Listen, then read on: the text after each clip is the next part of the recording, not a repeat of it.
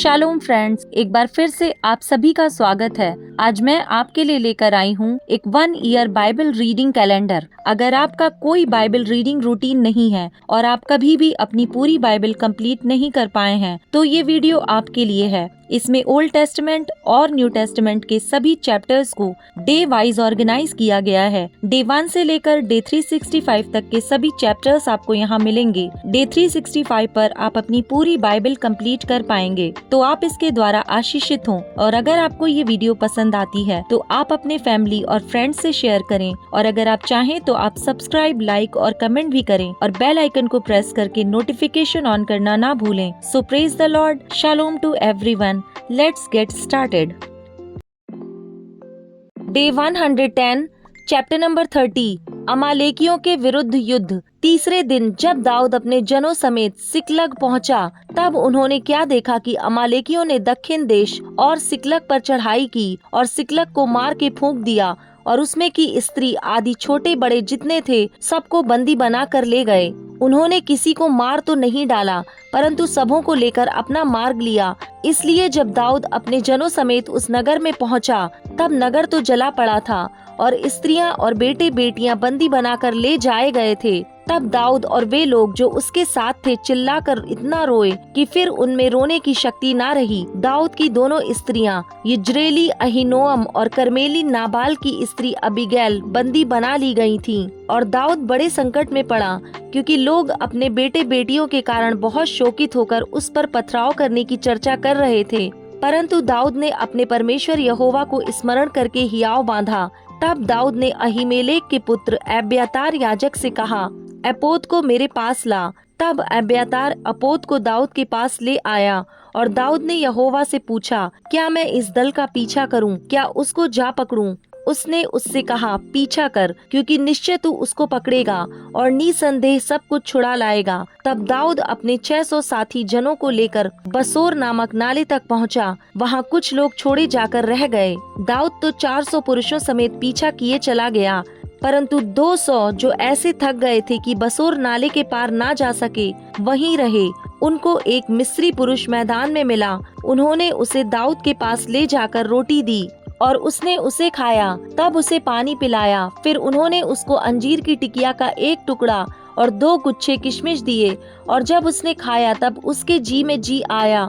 उसने 3 दिन और 3 रात से ना तो रोटी खाई थी और ना पानी पिया था।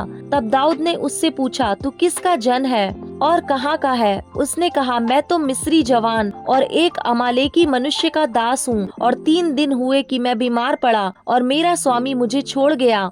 हम लोगों ने करेतियों की दक्षिण दिशा में और यहूदा के देश में और कालेब की दक्षिण दिशा में चढ़ाई की और सिकलग को आग लगाकर फूंक दिया था। दाऊद ने उससे पूछा, क्या तू मुझे उस दल के पास पहुंचा देगा? उसने कहा, मुझसे परमेश्वर की यह शपथ खा कि तू मुझे ना तो प्राण से मारेगा और ना मेरे स्वामी के हाथ कर देगा, तब मैं तुझे उस दल के पास पहुंचा दूंगा। जब उसने उसे पहुंचाया, तब देखने में आया कि वे सब भूमि पर छिटके हुए खाते पीते और उस बड़ी लूट के कारण जो वे फिलिस्तियों के देश और यहूदा देश से लाए थे नाच रहे हैं। इसलिए दाऊद उन्हें रात के पहले पहर से लेकर दूसरे दिन की सांझ तक मारता रहा, यहाँ तक कि 400 जवानों को छोड़ जो ऊंटों पर चढ़कर भाग गए, उनमें से एक भी मनुष्य ना बचा। और जो कुछ अमालेकी ले गए थे वह सब दाऊद ने छुड़ाया, और दाऊद ने अपनी दोनों स्त्रियों को भी छुड़ा लिया। परंतु उनके क्या छोटे क्या बड़े, क्या बेटे क्या बेटियां, क्या लूट का माल, सब कुछ जो अमालेकी ले गए थे,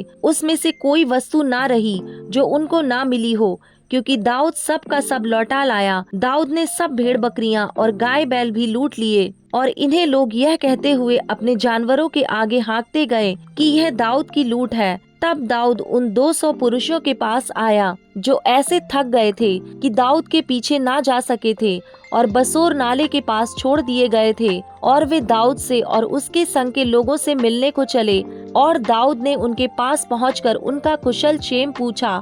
तब उन लोगों में से जो दाऊद के संग गए थे सब दुष्ट और ओछे लोगों ने कहा, ये लोग हमारे साथ नहीं गए थे, इस कारण हम उन्हें अपने छुड़ाए हुए लूट के माल में से कुछ ना देंगे, केवल एक एक मनुष्य को उसकी स्त्री और बाल बच्चे देंगे कि वे उन्हें लेकर चले जाएं। परंतु दाऊद ने कहा, हे मेरे भाइयों, तुम उस माल के साथ ऐसा ना करने पाओगे जिसे यहोवा ने हमें दिया है, और उसने हमारी रक्षा की और उस दल को जिसने हमारे ऊपर चढ़ाई की थी हमारे हाथ में कर दिया है। और इस विषय में तुम्हारी कौन सुनेगा? लड़ाई में जाने वाले का जैसा भाग हो, सामान के पास बैठे हुए का भी वैसा ही भाग होगा। दोनों एक ही समान भाग पाएंगे। दाऊद ने इजरायलियों के लिए ऐसी ही विधि और नियम ठहराया, और वह उस दिन से लेकर आगे को वरन आज तक बना है। सिकलग में पहुंचकर दाऊद ने यहूदी पुरनियों के पास, जो उसके मित्र थे, लूट के माल में से कुछ कुछ भेजा और यह संदेश भेजा, यहोवा के शत्रुओं से ली हुई लूट में से तुम्हारे लिए यह भेंट है, अर्थात बेतेल, दक्षिण देश के रामोत, यत्तीर, अरोएर, सिपमोत, एश्तमो, राकाल, यरहमेलियों के नगरों, केनियों के नगरों, होरमा, कोराशान, अताक, हेब्रोन आदि जितने स्थानों में दाऊद अपने जनों समेत फिरा करता था, उन सब के पुरनियों के पास उसने कुछ कुछ भेजा। Chapter number 31। शाऊल और उसके पुत्रों की मृत्यु।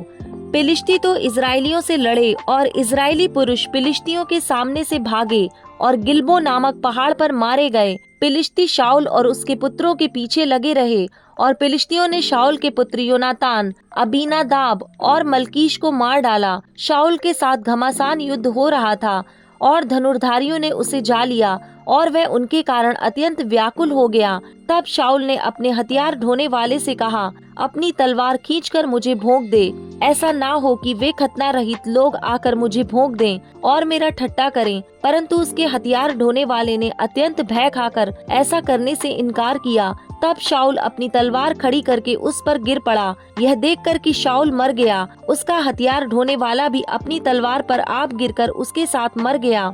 यो शाऊल और उसके तीनों पुत्र और उसका हथियार ढोने वाला और उसके समस्त जन उसी दिन एक संग मर गए। यह देखकर कि इजरायली पुरुष भाग गए और शाऊल और उसके पुत्र मर गए, उस तराई के दूसरी ओर वाले और यरदन के पार रहने वाले इजरायली मनुष्य भी अपने अपने नगरों को छोड़कर भाग गए और फिलिस्ती आकर उनमें रहने लगे। दूसरे दिन जब फिलिस्ती मारे हुओं के माल को लूटने आए, तब उनको शाऊल और उसके तीनों पुत्र गिलबो पहाड़ पर पड़े हुए मिले।